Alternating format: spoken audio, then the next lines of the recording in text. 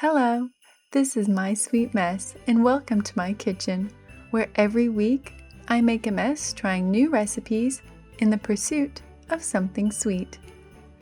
This week I am excited to try a new to me recipe for Christmas pinwheel cookies from Kristen over at Yellow Bliss Road, and I'll leave a link to the original recipe in the show notes below.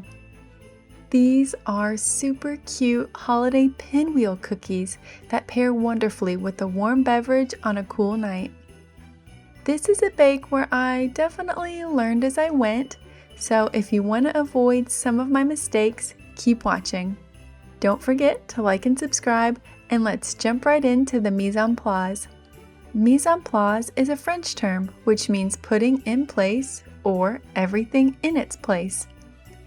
It's basically where you take a minute before you start baking and look at the ingredient lists and recipe steps just to make sure you have everything you need measured out and that you know what you're getting into for the bake ahead.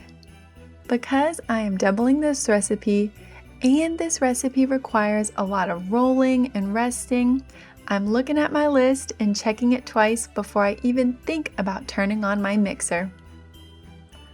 I do want to call out for this recipe, we are going to color the dough to make an eye-catching red and green. I am using gel food coloring because it allows me to achieve a vibrant color without adding extra liquid that could impact the texture of my batter. If regular food coloring is all you have, by all means use it, but if you have the option, I'd go for the gel food coloring over the regular food coloring. Now that my ingredients are prepped and ready, let's move on to prepping our equipment. I'm going to need either a stand mixer or a hand mixer, which is just over to the side. I am not going to preheat my oven because we are a few hours away from baking still. But what I will need is 3 small bowls, which I will use to separate my colored dough. And I'll just set these aside for later. I will need a parchment paper lined cookie sheet. I ended up using 2 cookie sheets just to make the baking process a little faster, but 1 is fine if that's what you have. I'll also need a rolling pin and a ruler just to make rolling and cutting the dough much easier. You'll also need either a kitchen knife or unflavored floss to cut your dough, as well as cling wrap and wax paper or parchment paper, which we'll use later on. With all that ready to go, let's make the dough. In a medium bowl, we need to whisk together the dry ingredients. To save on dishes, I'm going to mix everything in the flour bowl.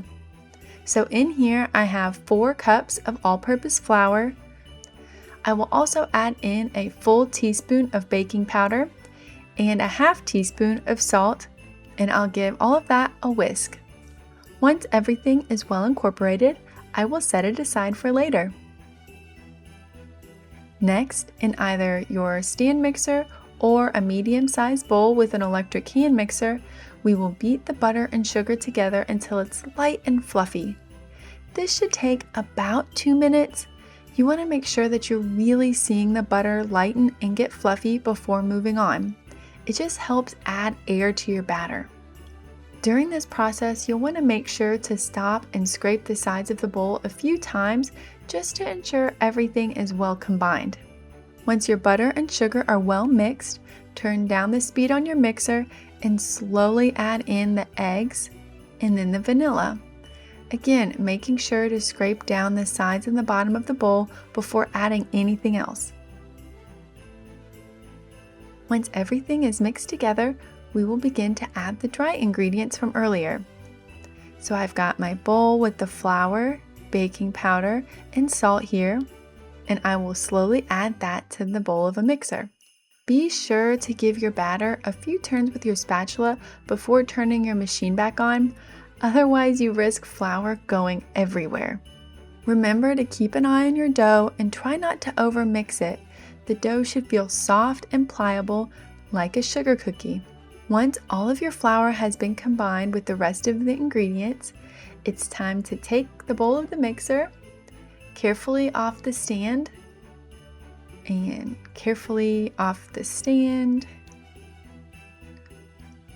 Okay, there we go. And you can either eyeball this or use a kitchen scale, but we need to divide the dough into 3 equal pieces. Transparently, I started using a kitchen scale and ended up just eyeballing it.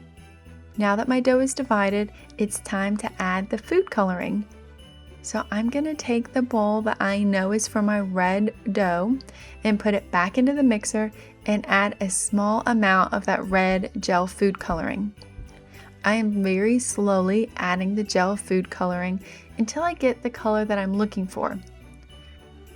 Remember to start slow with the food coloring because you can always add more, but you can't take away and you don't want to add too much or it could impact the flavor of your cookie. Also, don't forget your colors will slightly darken in the oven, so err on the side of a little lighter than what you actually want. And that is it. That is such a wonderful Christmassy red. So I'm going to set my red dough to the side and I'll do the exact same process for the green.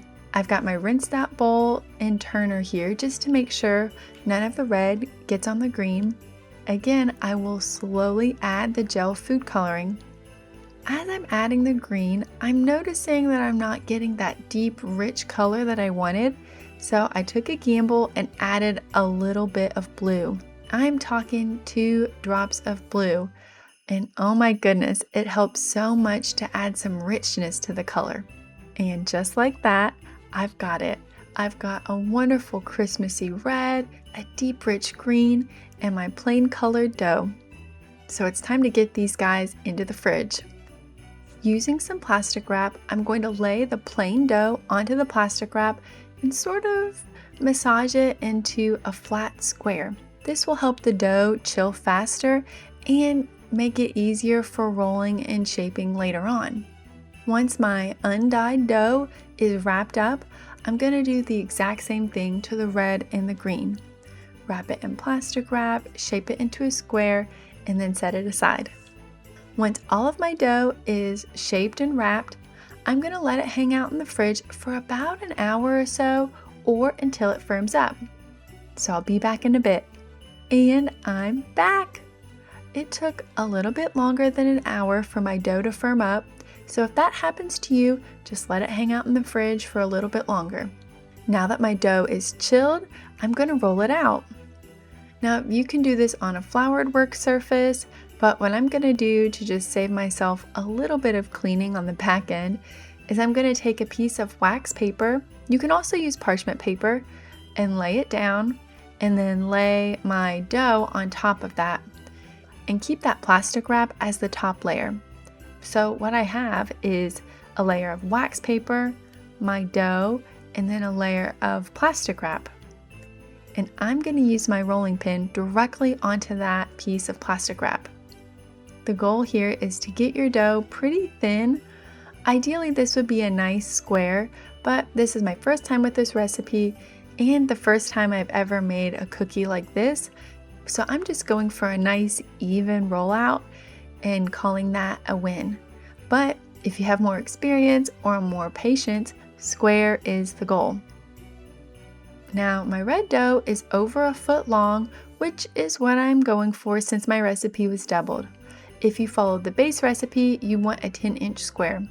I have more dough, so I want my square-like shape to be a little bit bigger than 10 inches. Once my red dough is rolled out to my likeness, I'm just going to set it aside and do the exact same thing for my green and plain dough. And just like that, all my dough is nice and flat. Now, here is where I made a mistake. The recipe calls to refrigerate the dough again for about 30 minutes, and I skipped that part, and I regret it. And I'll get to why in just a second. The next step is to stack your dough colors one on top of the other. The goal is to line up the edges as best as you can, but no one is perfect here. You can trim the sides so that you have a nice clean edge, and then you get to start to roll. Be patient and take your time here. You want to roll it all up from one of the straight edges and make it nice and tight. You don't want any gaps in your dough. And this is where I knew it wasn't going as smoothly as it coulda, shoulda, woulda. You see, my dough is soft and sticky now, which means it is sticking to any crease in the wax paper. I mean, you can see there, the red dough is sticking to the paper as I roll and causing little tears, which is not what I want. Now, I can fix that by pushing the dough back together, but this step could have been so much easier if I had let that 10-inch or whatever square dough rest in the fridge. So learn from me, please, and refrigerate your rolled out dough. It'll make everything cleaner, neater, and less stressful. Once the dough is rolled up, you want to wrap it in plastic wrap or wax paper and let it chill for an hour. And I am definitely going to do that. So I'm going to pop this in the fridge and I'll be right back. It's been about an hour. The dough has chilled nicely and it's time to slice. As you can see, there was some slight breaking in the fridge transfer process. I think that's because there is so much dough, it's kind of tricky to maneuver. When slicing the pinwheels, the recipe says 1/4 inch slices. I thought that sounded too small and frankly too difficult to execute, so I went with a 1/2 inch slice. I took my kitchen knife and a ruler and am making little marks in the dough just to show me where 1/2 inch is, and then I'll go back and slice the dough into cookies.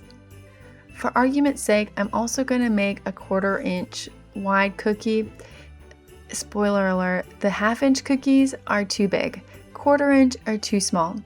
If I were doing this again, I'd go somewhere in between. So if you're cooking and following along with the recipe, go for somewhere between 1/4 and 1/2 inch when you're slicing your cookies. Once all of your cookies are sliced, it's time to put them on the tray. As I'm placing the cookie on the tray, something that is really helpful is to shape the dough into a circle with your hands before popping your tray into the oven. My dough got a little flattened on one side when I was putting it in the fridge and slicing it, so I'm just stretching and pulling a little bit to help get that shape back to a circle before I put them on my parchment paper lined baking sheet for 12 to 15 minutes in a 350-degree Fahrenheit oven. Keep an eye on these cookies. Because the dough is dyed, it's difficult to know when they are done, but these look pretty good to me. Once the cookies are baked, I'm just going to let them cool a little bit on the cookie sheet before transferring them to a cooling rack to cool the rest of the way. And just like that, they're done! Because I doubled the recipe, I ended up with 32 absolutely wonderful looking cookies.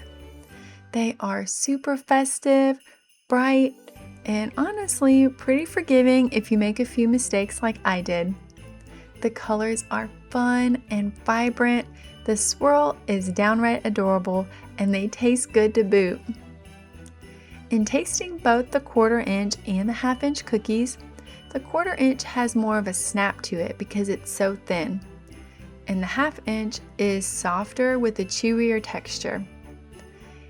Either way, these cookies are mildly sweet and would go great with a warm beverage or a glass of milk. If you give this recipe a try, please let me know in the comments below how they go.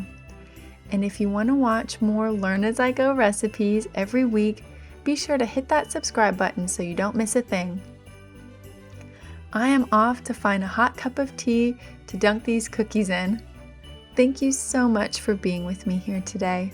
And remember, trying new things is messy, but the end result can be pretty sweet. Have a great rest of your day. Bye now.